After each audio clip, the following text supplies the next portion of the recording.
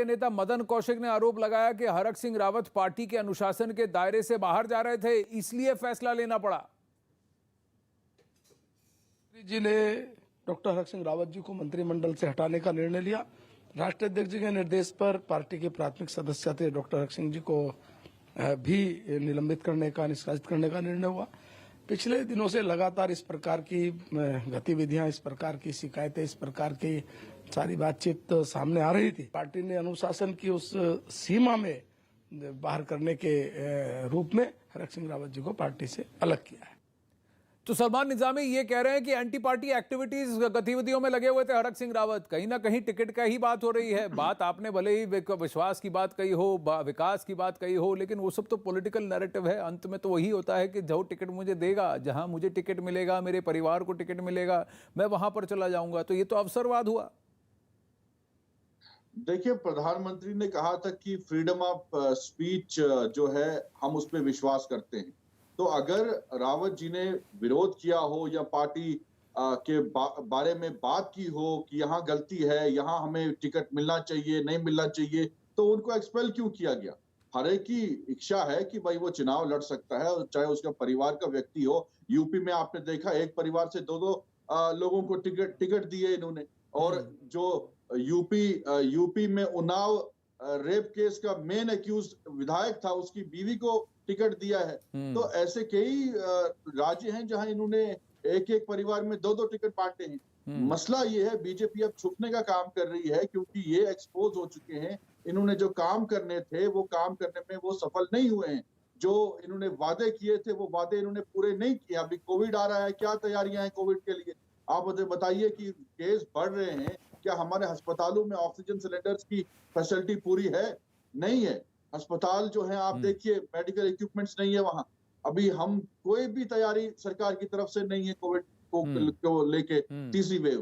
तो ऐसे कई वादे भाजपा ने किए हैं जो लोगों के सामने इन्होंने रखे, लेकिन वो पूरे नहीं हुए। यही नतीजा है। लेकिन कुछ नेता अगर आकर ये कहें कि देखिए टिकट मुझे चाहिए, अब हरक सिंह रावत अगर कहेंगे कि देखिए मुझे टिकट चाहिए, मेरे परिवार में मेरी बहू है और मेरे एक और प्रियजन है, उनको भी टिकट चाहिए, तो क्या सबको टिकट दे देना चाहिए? हरीश रावत से भी जुड़ने की कोशिश कर रहे हैं, उनसे भी पूछने की कोशिश कर रहे हैं, क्योंकि हरीश रावत जी से हरक सिंह रावत जी की मुलाकात भी हुई थी कुछ दिन पहले। तब भी अटकलें तेज हुई थी कि हरक सिंह रावत कर क्या रहे हैं। एंटी पार्टी एक्टिविटीज के लिए उन पर कई सारे सवाल पूछे गए थे।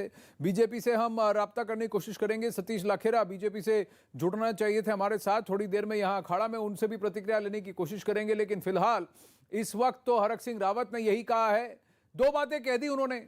एक, उन्होंने कहा कि मुझे बताया नहीं, बिना बताया मुझे पार्टी से निकाल दिया, बोझ हल्का हो गया। दूसरी तरफ कहते हैं कि मैं तो पार्टी का वफादार हूं। लेकिन दोनों बात उन्होंने एक चीज कही कि मैं अगर बीजेपी में होता तो भी कांग्रेस जीतती, अब मैं खुलेआम कांग्रेस से बात करूंगा तो भी कांग्रेस जीतेगी। तो क्या हरक सिंह रावत के कांग्रेस में जुड़ जाने से उनका पलड़ा, कांग्रेस का पलड़ा भारी हो जाएगा? सलमान निजामी जी बिल्कुल। देखिए, वो तो पहले भी कांग्रेस थे, अब उनकी घर वापसी होगी। और कांग्रेस को जो है देश चलाने में कांग्रेस हमेशा सफल रही है। कांग्रेस ने धर्म की राजनीति नहीं की है, कांग्रेस ने विकास की राजनीति की है। और उत्तराखंड की जनता को मालूम है कि कांग्रेस ने पहले क्या काम किए थे, कितने डैम बनाए, कितनी सड़कें बनाई, कितना रोजगार दिया, कितनी नौकरियां दी। और इसीलिए यही कारण है कि जो लोग कांग्रेस से निकले थे वो वापस कांग्रेस में आ रहे हैं। आपने उत्तर प्रदेश में भी देखा, लेकिन अगर आपने गोवा में देखा। लेकिन एक ही बात है, अगर उनको लगता कि बीजेपी में काम नहीं हो रहा है तो फिर आचार संहिता लगने से पहले ही उनको पलायन कर देना चाहिए था। आचार संहिता लगने के बाद, टिकट वितरण की बातचीत शुरू होने के बाद अगर ऐसी हरकत होती है तो फिर तो यह अवसरवाद हुआ कि भाई मुझे यहां टिकट नहीं मिल रहा, मेरा यहां टिकट कटता हुआ लग रहा है कि जहां टिकट मिल रहा है वहां चले जाए। तो फिर ये तो फिर मौका परस्ती और अवसरवाद हुआ। अगर लहर होती एंटी बीजेपी तो फिर चुनाव और आचार संहिता लगने से पहले, टिकट की बात होने से पहले ही कई लोग बीजेपी छोड़कर फिर कांग्रेस में आकर पलायन कर गए होते। लेकिन आपने जहां जहां दुहाई दी है, उत्तर प्रदेश में भी अब तक कोई भी कद्दावर बीजेपी का नेता, यानी कि कम से कम 10-12 साल से बीजेपी में हो, ऐसे नेता पार्टी छोड़कर सपा में जाकर नहीं जुड़ रहे हैं। जो जुड़ रहे हैं वो हैं जब हवा का रुख बदलते देखा तो बसपा छोड़कर भाजपा में आ गए। अब देख रहा है कि भाजपा में टिकट नहीं मिलेगा तो फिर सपा चले गए। अब वहां सपा में भी उनको नहीं कोई ज्यादा ये दे रहा, इंपॉर्टेंस दे रहा, तो अब वो कुछ लोग वहां त्रिशंकु बन के खड़े हैं। कुछ तो कांग्रेस पार्टी छोड़ के चले गए थे, बड़े बड़े दावे करके चले गए थे, आज पता नहीं कहां पर हैं, क्योंकि उनको समाजवादी पार्टी ने भी दरकिनार कर दिया है। उत्तर प्रदेश की बात हो रही है तो एक और वहां घटना घट रही है, सलमान निजामी बने रहे।